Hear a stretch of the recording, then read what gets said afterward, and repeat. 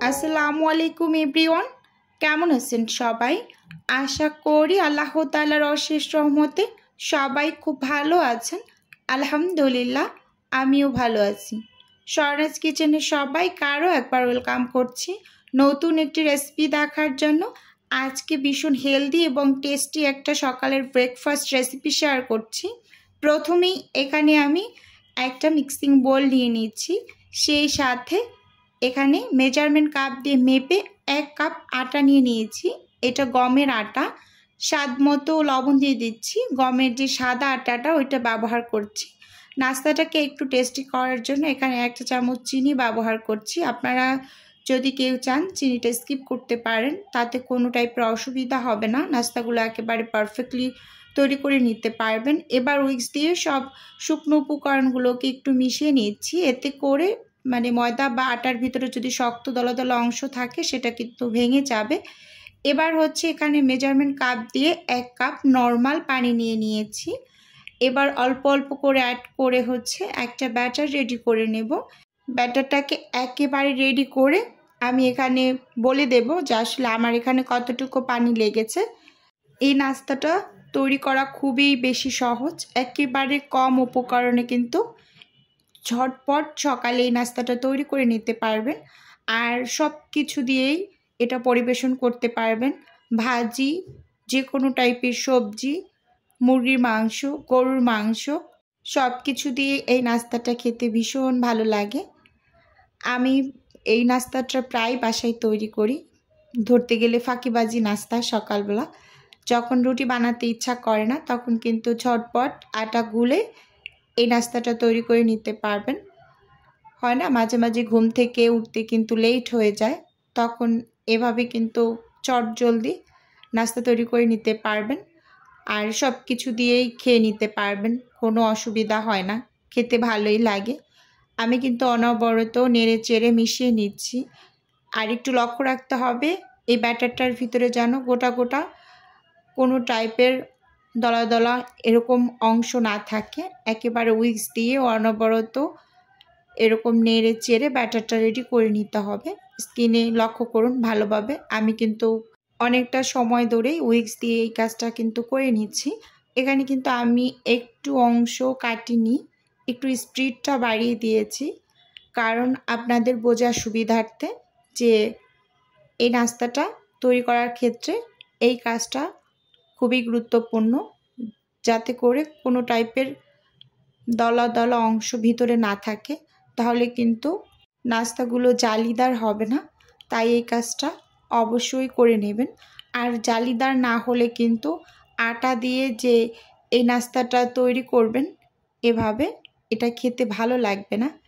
একেবারে জালিদার হলে নাস্তাটা খেতে মাশাআল্লাহ অসাধারণ লাগে, একটু প্যানকেক টাইপের নাস্তাটা।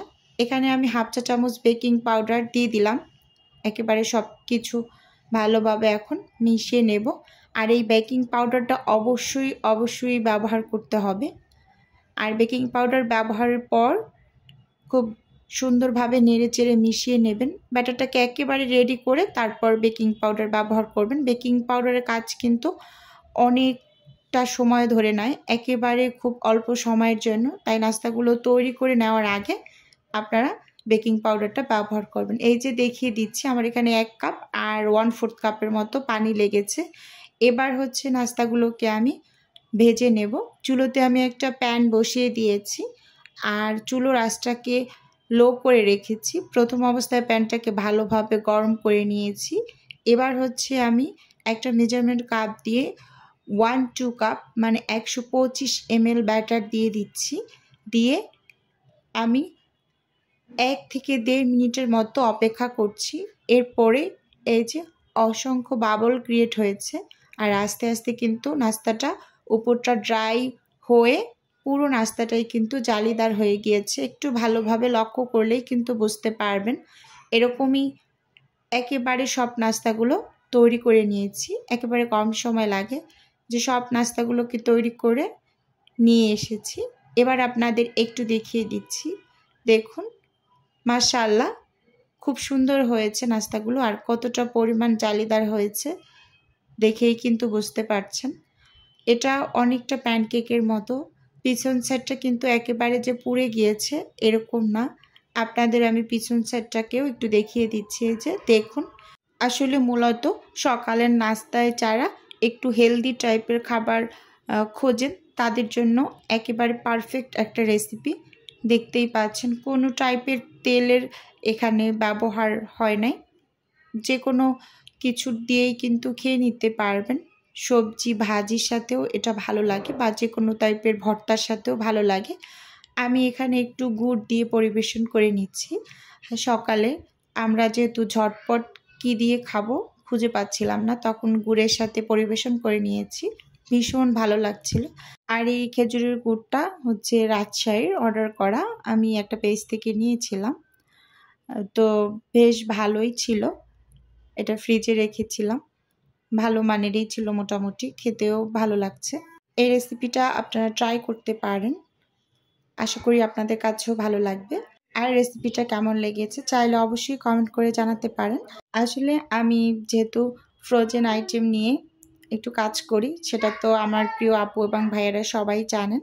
কালকে আমার কিছু অর্ডার আছে, আজকে তা কমপ্লিট করে নিয়েছি, একটু ব্যস্ততার মধ্যে দিয়ে সময় পার করছি। এখানে কিছু জাল পিঠা বানিয়ে নিয়েছি, আর হচ্ছে কাবাব তৈরি করে নিচ্ছি। এখানে চিকেন কাবাবটা বানিয়ে নিচ্ছি।